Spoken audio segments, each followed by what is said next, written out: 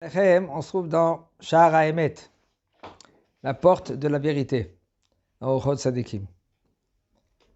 Et il nous dit le Rav, à Malachim, les anges, à Elyonim, ceux qui sont les anges, il y a des anges en haut, Em Tsurat Emet, ils ont une apparence de Emet. Ve'enam begufot, ils ne sont pas dans les corps. Ve'aneshamot, et les neshamot, ya'iru mehem, ils vont être éclaircis d'eux, Ka'or hayotse min hashemesh, comme la lumière qui sort du soleil. Comme ça, il dit le Rav. Aneshamot em begufot, les neshamot, ils sont dans les corps. Alken enam yodim anistarot, c'est pour cela, puisque maintenant il y a le corps. Et le corps, lui, qu'est-ce qu'il fait? C'est un rideau. Un rideau. Puisque la neshama, elle connaît la neshama, elle peut savoir qu'est-ce qui se passe quand elle sort du corps. Mais quand elle est dans le corps, elle ne voit rien, elle ne sait rien, elle ne comprend rien. Seulement, okay, c'est maintenant, l'homme, lui, il se raffine. Il raffine le corps grâce à la neshama. Et la neshama, elle aide à l'homme de raffiner le corps. C'est avec la Torah. Rien que la Torah, c'est pas Naron, comme on voit, il y a deux types d'hommes. Il y en a ceux-là qui sont à extrême droite, il y en a qui sont à extrême gauche. Il y en a qui sont extrêmes. Par exemple, c'est les hindous, vous allez voir là-bas, ils lâchent le corps. Ils ne donnent pas à manger, ils ne boivent pas, ils ne parlent pas, rien. Ils sont assis, par exemple, ou ils sont isolés pendant des heures ou des jours ou des mois ou des années des fois. Okay? Il y en a un qui est revenu de là-bas. Il a dit, pour arriver à être à un niveau, pour parler avec, pour être avec un qui est au très haut niveau et qui te transmet des petits secrets, il faut jeûner, il faut s'isoler, il faut être dans une montagne, des fois des mois et des mois. Bon, non, c'est un grand Rav maintenant, un très grand Rav en Eretz. Il raconte comment avant il était Mahboul. Okay? Il était là-bas et des mois et des mois et des mois, rien que pour parler avec un. Après, pour arriver à un autre niveau, c'est... Alors maintenant, il y a ceux-là que le corps pour eux, c'est pas important. C'est rien que l'esprit. Il y en a qui sont de l'autre côté. L'esprit, c'est pas important, rien que le corps. Donc, le corps, c'est un cheval. Nous, on prend les deux. C'est comme un cavalier. La neshama, si elle domine le corps, alors c'est comme un cavalier qui domine le cheval. Le cheval, lui, il sent quelque chose d'extraordinaire. Kadosh Baruch Hu, il a fait. Le cheval, il te sent à 100%. Si tu hésites, si tu n'as pas bitachon atzmi, ça veut dire bitachon atzmi, ça veut dire une confiance à soi-même. Si tu doutes un peu comme ça, le cheval, lui, il se rebelle. Si maintenant le cheval, il comprend que c'est bon, toi, tu es le maître, eh bien lui, il comprend que toi, tu es le maître. Et il ne va pas bouger ni à droite ni à gauche, il attend. Bon, alors, qu'est-ce que je fais? Je cours, je fonce, j'arrête, je vais à droite, je vais à gauche, il t'attend. Ah ben, si maintenant il voit que le cavalier, lui, il ne sait pas gérer. Aujourd'hui, il y a des techniques à apprendre aux enfants, okay? Même des gens qui sont très adultes, avec des psychologues et tout cela, des psychologues avec le cheval. Okay? Ils travaillent avec le cheval. Et maintenant, ils aident les enfants à sortir de beaucoup des problèmes. Beaucoup des problèmes. Parce que le cheval, il te sent. Il sait exactement si tu peux tenir ou tu ne peux pas tenir, si tu le contrôles, tu ne le contrôles pas, etc., etc. Le corps, c'est un cheval. La neshama, si maintenant, toi, tu as compris dans la tête, la neshama se trouve là, si tu as compris que le corps, il faut lui donner à manger. Sinon, il se rebelle. Il a besoin de temps en temps de se jeter dans le sable. Il a besoin de temps en temps d'y aller à la plage. Donne-lui. N'attends pas qu'il se rebelle. Ne le mets pas maintenant dans une montagne et tu as quelques mois parce que le corps après se rebelle. Alors c'est doucement. Mais nous, on prend la matière et on sanctifie la matière. On se marie. On fait tout à Baal avec Doucha, avec la Gdoucha. Ça veut dire qu'on prend le corps, on prend avec la neshama, Kadosh Baruch Hu, il a dit, on les met, ils sont ensemble et on fait avec. Pour arriver au but, Isha Elohim. Comme Moshe Rabbeinu est arrivé, Moshe Rabbeinu il avait tout pour être le contraire de ce qu'il était. Tous les midot. Comme une fois on raconte, c'est une histoire qui est connue. À l'époque de Moshe Rabbeinu, il y avait un qui était un roi, un grand roi. Il a entendu Moshe Rabbeinu, il est venu pour délivrer Am Israël. Et il a envoyé son peintre. Dessine-moi Moshe Rabbeinu. Alors il est parti là-bas, il a vu Moshe Rabbeinu dans le désert. Et il a commencé à le dessiner, il a regardé, portrait. Il l'a emmené vers son roi, le roi. Le roi, il a pris, il a dit, emmène tout de suite, mets-le en prison. Lui, il criait, il dit, monsieur le roi, qu'est-ce que vous voulez? En prison. 2-3 jours après, il vient le roi vers lui, il dit, dis-moi, tu te moques de moi? Tu te moques de moi? Je parlais de Moshe Rabbeinu, tu m'as dessiné un brigand. Moi, je sais qu'est-ce que je parle, parce que lui, le roi, il était doué à Chokhmat Apartsouf, la sagesse du visage. Il voyait que Moshe Rabbeinu, il avait ce visage qu'il a dessiné, il avait un défaut pareil, il avait une mida pareille, Shem Erahem. Il a dit, monsieur le roi, écoutez-moi, moi je vous ai dessiné bidiou, qu'est-ce que j'ai vu? Vous ne croyez pas, allez le voir vous. Lui, il a pris son cheval, il est parti. Il a pris un groupe, et il est parti. Il a vu Moshe Rabbeinu, il a vu la photo, il a dit, c'est identique. Il est venu vers Moshe Rabbeinu, il a dit, Moshe Rabbeinu, je veux savoir, comment tu es arrivé à tout cela?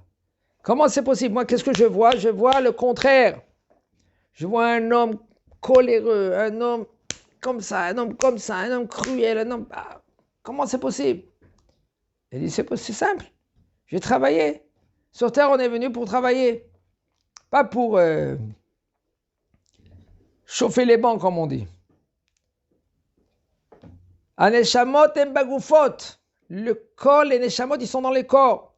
Alken enam yodim, c'est pour cela ils ne savent pas les secrets, ils ne savent pas seulement, regardez. She'en aneshamot mitaskot ken betzorkei haguf vayodea sod aneshamot ya'id badavar. Seulement celui-là maintenant, qu'il connaît les secrets des neshamot, il peut rien que témoigner qu'est-ce qui se passe. Ah ben sinon, la neshama, elle ne connaît rien. Qu'est-ce qu'elle connaît, la neshama? Elle connaît quoi? Elle est dans le corps, elle voit le manger. J'ai soif. De quoi elle a soif? De boire. Elle a faim du manger. Elle veut mitzvot. Elle veut Torah. Elle veut ma'asim tovim. Mais sinon, elle voit rien, elle sait rien. Ça veut dire que les chalomot, un homme qui rêve, ça vient de la pensée de l'homme. La majorité des rêves. Les gens, ils croient que... comme deux fois, il y en a un, il m'appelle, il me dit, Arabe, j'ai rêvé. J'ai dit, qu'est-ce que tu as pensé? Est-ce que tu as pensé de ça quand tu étais pendant la journée? Il me dit, oui. Et ben voilà, qu'est-ce que tu as pensé la journée? C'est ton rêve. Des fois, les rêves, ça vient des jnounim. Ça veut dire que c'est des jnounim. Jnounim, c'est des petits démons là qui viennent. Ils aiment embêter les gens. Il y en a des gens que, avec les rêves, ils aiment beaucoup les rêves. Ils interprètent les rêves comme eux ils veulent. Alors les genoux, qu'est-ce qu'ils font? Ils voient que maintenant l'homme il est mitasek beaucoup avec. Mitasek, il est tout le temps avec ces rêves-là. Il vient dans son oreille, il fait comme ça quand au milieu il va dormir. Et puis lui maintenant il fait un petit rêve. Et le bonhomme maintenant il joue, il va selon le rêve. Et le genou il se rigole. Une fois on raconte, ça c'est avec, il y avait Rabbi Meir, Rabbi Yehuda et un autre Chacham, ils étaient, vous savez, les Chachamim, qu'est-ce qu'ils faisaient? Ils ramassaient de l'argent pour faire Pidyon Shmouim. S'il y avait un des Shmouim, ils ont capturé des gens, des filles, des jeunes. Il va les sauver, ils payent de l'argent. Alors ils avaient une bourse d'argent. Chacun parmi eux avait une bourse d'argent. Maintenant ils sont rentrés dans un endroit pour dormir. Une auberge. Alors, le Rabbi Meir, il a dit, quel est ton nom? Il a dit son nom. Rabbi Meir, lui, il était doué dans cela. Selon le nom de l'homme, les Chachamim, ils n'étaient pas trop avec Rabbi Meir dans ce cas-là. Mais lui, Rabbi Meir, qu'est-ce qu'il faisait? Suite à le nom de l'homme, il te déchiffrait qui c'était l'homme. Alors, qu'est-ce qu'il a fait Rabbi Meir? Il a dit, bon, c'est mon homme là, j'ai pas confiance à lui. Il a pris son argent, il est parti au cimetière, okay? Et il a posé son argent là-bas, dans le cimetière, il a creusé un trou, il a mis son argent là-bas. Maintenant, qu'est-ce qui s'est passé? Au milieu de la nuit, lui, il a pris... Maintenant, eux, qu'est-ce qu'ils ont fait? Les deux Chachamim, pas comme Rabbi Meir, ils ont donné l'argent chez lui, chez le bonhomme, l'auberge.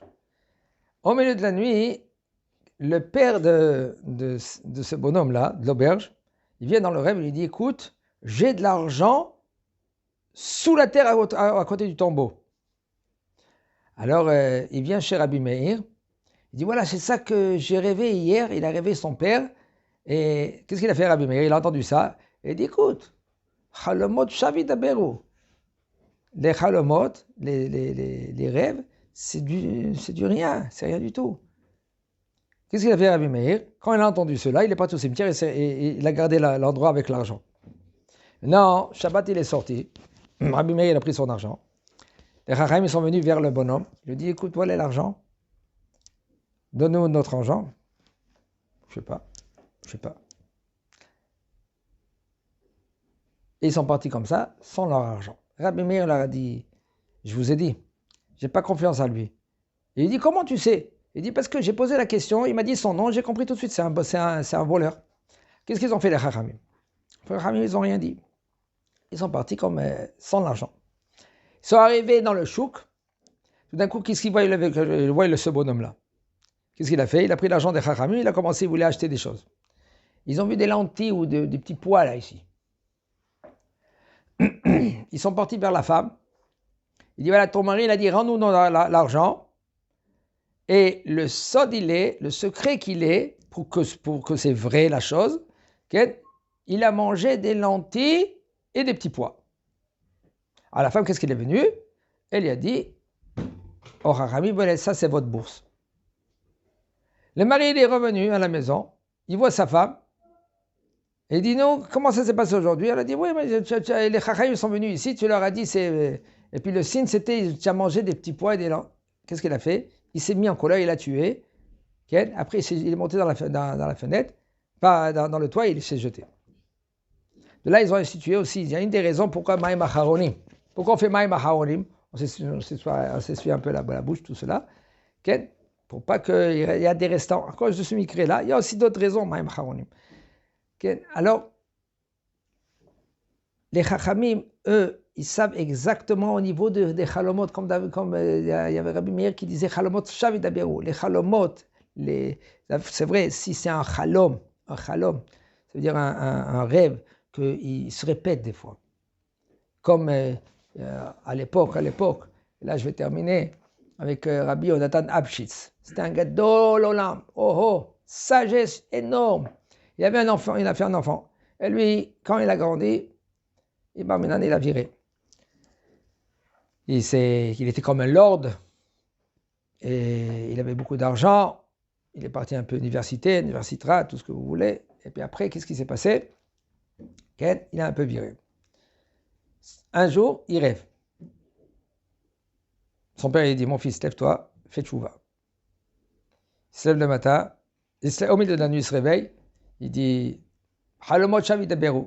Les halomot, c'est en vain. Il est reparti dormir. Mon fils, écoute, lève-toi, fais tchouva, arrête. Rabbi Yonatan Abshitz, il était déjà niftar. La troisième fois, il l'attrape par le cou, il le soulève comme ça en l'air. Il était mort, hein, Rabbi Yonatan Abshitz. Il est venu dans ce monde-là, il a pris son fils par la gorge, il a soulevé comme ça, il a jeté par terre. Et il dit, tu dis, Chalamot Shavi Daberu, les rêves, c'est du vent, c'est du rien. Si tu fais pas maintenant tchouva, je t'étrangle. Où il s'est trouvé? Il s'est réveillé. Où il s'est trouvé? Par terre. Il a dit, j'ai tout compris. Il est parti voir le chamage de son père. Il a commencé doucement à faire tchouva et se rapprocher. Alors, il y a des fois des chalomot. L'histoire, elle est encore un peu longue. Alors, il faut savoir qu'il y a vraiment des chalomot, ça dépend l'homme, comment lui, il est connecté. Être connecté, c'est pas dans le dimionot. Dimionot, c'est l'imagination. Il s'imagine. Il croit qu'il est devenu baba. Il n'y a pas beaucoup des vrais babas. Des vrais babas, il n'y a pas beaucoup. Il faut que c'est un homme qui étudie la Torah aussi. Qu'un homme que lui qui comprend qu'est-ce que ça veut dire la Gdusha. Un homme que lui qui est vraiment dans le limoud, il est connecté avec Akadosh Baruch Hu. Comme il y avait Baba Saleh, énorme. Il n'y a pas beaucoup comme ça. Des vrais. Ceux-là qui demandent, il y en a qui demandent de l'argent. Baba Saleh ne demandait pas de l'argent. Ça aussi, il faut faire très attention de cela. Il ne faut pas y aller parce qu'ils demandent de l'argent au moins soukazé. Tu vois les chachamim qu'il y en a qui ne demandent pas de l'argent. Si tu donnes à la yeshiva où il se trouve. Ah ben sinon, ça c'est des gens qui sont pieux, qui ont travaillé leur neshama, qu'elle domine le corps et pas l'inverse.